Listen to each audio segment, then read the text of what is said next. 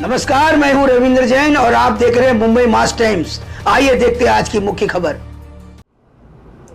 कल भारत की GST council ने जीएसटी में जो सेकंड जनरेशन रिफॉर्म्स किए हैं उसके लिए प्रधानमंत्री श्री नरेंद्र मोदी जी का मैं आभार व्यक्त करता हूं और जीएसटी काउंसिल को बहुत बहुत बधाई देता हूं।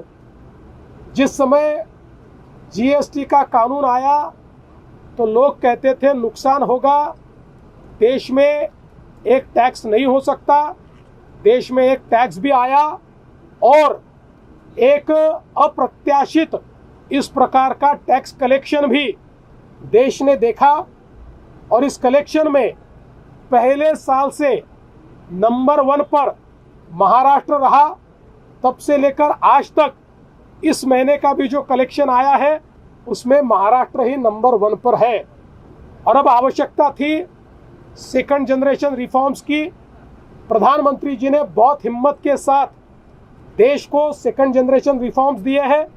इसके कारण कंज्यूमर पर जो टैक्स का बर्डन है वो कम हो रहा है। इसके कारण चीज़ें सस्ती होगी, इसके कारण व्यापार बढ़ेगा, उसके कारण डिमांड बढ़ेगी, उसके कारण प्रोडक्शन बढ़ेगा, उसके कारण रोजगार बढ़ेगा और देश के अर्थतंत्र को एक नया बूस्ट ये सेकंड जनरेशन रिफॉर्म्स देने वाले हैं। और इतिहास में ऐसा बहुत कम देखा गया है कि इनडायरेक्ट टैक्सेस को इस तरीके से कम किया जाना ये अप्रत्याशित है, लेकिन मोदी जी इस प्रकार के निर्णय लेते हैं और देश को आगे ले जाते हैं।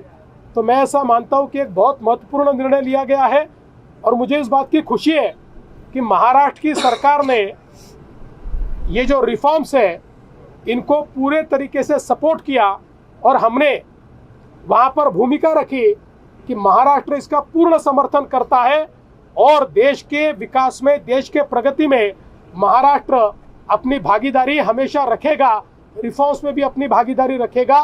और मैं मानता हूं आने वाले दिनों में हम लोग इन रिफॉर्म्स के माध्यम से जो परिवर्तन होगा उस परिवर्तन की भी भागीदारी करें।